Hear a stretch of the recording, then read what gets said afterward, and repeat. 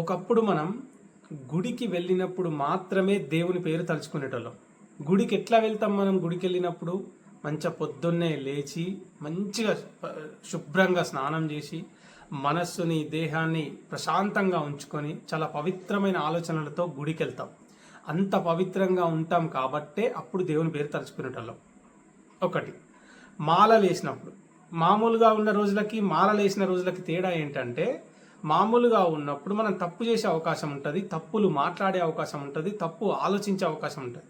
కానీ మాల వేసినప్పుడు మనం చాలా పవిత్రంగా, మన శరీరం కావచ్చు, మన మనస్సు కావచ్చు, పవిత్రంగా ఉంటుంది, దేవుని ధ్యానంలో ఉంటుంది. అంత పవిత్రమైన స్టేట్లో ఉంటాం కాబట్టి మనం అప్పుడు దేవుని పేరు తలుచుకునేటోళ్ళం మాలలు వేసినప్పుడు మాత్రమే. మళ్ళీ పండుగలు వచ్చినప్పుడు, ఇప్పుడు శ్రీరామనవమి వచ్చింది, మంచిగా తయారయ్యి పొద్దున్నే స్నానం చేసి శుభ్రంగా తయారైపోయి ప్రశాంతమైన మనసుతో ప్రశాంతంగా ఉండి అప్పుడు పూజ చేయడానికి వెళ్ళి దేవుని పేరు తలుచుకుంటాం. ఇది మనం మొన్నటి వరకు చేసింది ఇదే, మన హిందూ ధర్మం చెప్పింది కూడా ఇదే. కానీ ఏమైందో తెలియట్లే ఈ మధ్య. లేసులతోటే ఫోన్ రాగానే జయశ్రీరామ్, పాచి నోటితో, ఇంకా నోరు కూడా కడుక్కోక ముందుకే జయశ్రీరామ్, స్నానం చేయక ముందుకే జయశ్రీరామ్. నువ్వు ఎక్కడో చేపల మార్కెట్లో చేపలు తేవడానికి వెళ్తే అక్కడ ఫ్రెండ్ కలిపితే జయశ్రీరామ్, అక్కడ ఏదో వాడు ఏదో బార్లో కూర్చొని తాగుతుంటాడు, ఫోన్ వస్తే జయశ్రీరామ్. అంటే ఏంది ఇది? ఒకప్పుడు అత్యంత పవిత్రంగా ఉన్నప్పుడు మాత్రమే తలుచుకున్న పేరుని ఇప్పుడు ఎక్కడ పడితే అక్కడ, ఎప్పుడు పడితే అప్పుడు తలుచుకోవడం కరెక్టేనా? మన హిందూ ధర్మం ఇదేనా మనకు చెప్పింది? సరే, దేవుని పేరు తలుచుకోవడం అనేది ఉండాలి. ఒక దేవుడు మనకి 33 కోట్ల మంది దేవుళ్ళు ఉన్నారు, కానీ తలుచుకోవడానికి ఒక పేరు ఉండాలి. ఎందుకంటే క్రిస్టియన్లకు జీసస్ క్రైస్ట్ అంటారు, ముస్లిమ్స్ అల్లా తలుచుకుంటారు. ఓకే, మనం కూడా జయశ్రీరామ్ అనేది తలుచుకోవాలి. కానీ ఆ పేరు తలుచుకున్నప్పుడు మనం పవిత్రంగా ఉంటున్నామా?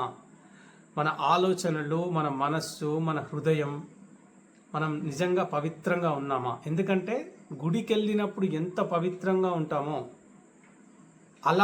అంత పవిత్రత ఉన్నప్పుడే దేవుణ్ణి తలుచుకోవాలి. మనకి హిందూ ధర్మం నేర్పిన సంస్కృతి అది. ఎందుకంటే మామూలు రోజులకి, గుడికి వెళ్ళిన రోజుకి, మామూలు రోజులకి మనం దేవుని పేరుతో ఉపవాసం ఉండే రోజు ఉంటుంది. ఆ రోజు మనం మిగతా రోజులకి ఆ రోజుకి తేడా ఏంటిది? ఆ రోజు మనం నాన్ వెజ్ తినాం, ఆ రోజు మందు తాగడం లాంటిది ఏది ఉండదు, ఆ రోజు ఎవరిని బూతులు మాట్లాడడం ఉండదు, తిట్టడం ఉండదు, చెడ్డ ఆలోచనలు ఉండవు. అంత పవిత్రంగా ఉంటాం కాబట్టి ఆ రోజు దేవుణ్ణి స్మరించుకోవడం అనేది కరెక్ట్ కదా. కానీ నువ్వు పొద్దున లేస్తే ఇంకా బెడ్ మీద నుంచి దిగక ముందుకే ఫోన్ రాగానే జయశ్రీరామ్ అంటావు. ఇది ఎవరు చెప్పిండు? ఇది ఎంతవరకు కరెక్టు? ఇంకా నువ్వు నోరు కూడా కడుక్కొని ఉండవు కదా.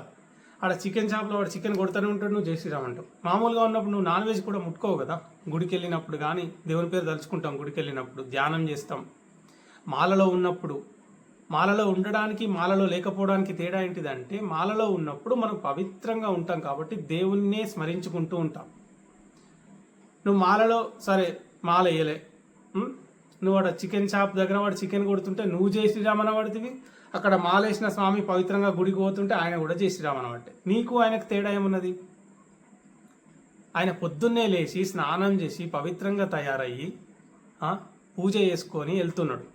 ఆయన జయశ్రీరామ్ అన్నాడంటే ఆయన పవిత్రంగా ఉన్నాడు కాబట్టి అన్నాడు, అర్థం ఉన్నది. నువ్వు ఇంకా ముఖం కూడా కట్టుకోకుండా, స్నానం కూడా చేయకుండా వచ్చి కూరగాయల షాప్ కాడనో, చికెన్ షాప్ కాడనో, లేకపోతే ఆడనో నిలబడి జయశ్రీరామ్ అనబడుతుంది.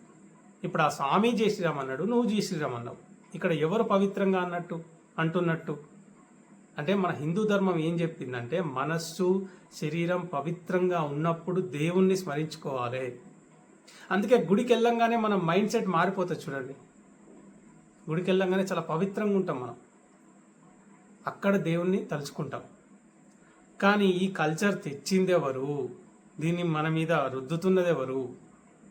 నిజంగానే మన హిందూ ధర్మం ప్రమాదంలో పడుతున్నది అంటే ఇది కాదా? మనం సంస్కృతి నుండి దూరం జరుగుతున్నామంటే ప్రమాదంలో పడుతున్నట్టే కదా. కరెక్టా కదా? వాస్తవమా కాదా ఆలోచించండి అంతే. మనం రామాయణం చెప్పింది మనకు ధర్మం కావాలి, కానీ రాజకీయ పార్టీలు చెప్పింది ధర్మం ఎట్లయితుంది? రాముడు నడిచిన మార్గం మనకు ఆదర్శం కావాలి అంతే తప్ప రాజకీయ నాయకులు నడిచే మార్గం మనకు ఆదర్శం ఎట్లయితుంది? ఎందుకైతుంది?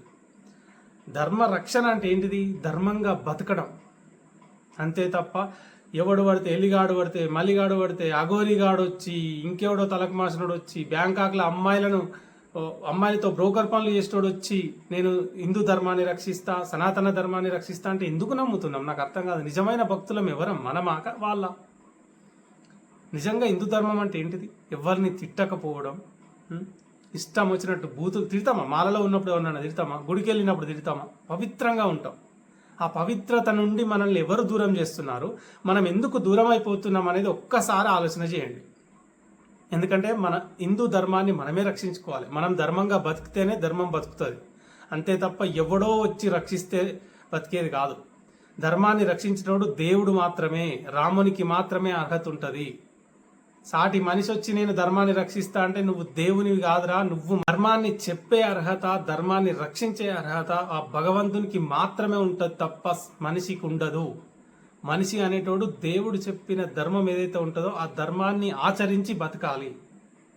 అంతే తప్ప నేనే దేవుణ్ణి, నేనే ధర్మ రక్షకుణ్ణి, నేనే ధర్మాన్ని రక్షిస్తా అని ఎవడొచ్చినా దేవునికి తెలుసు వాని తాట ఎట్లా తీయాలో.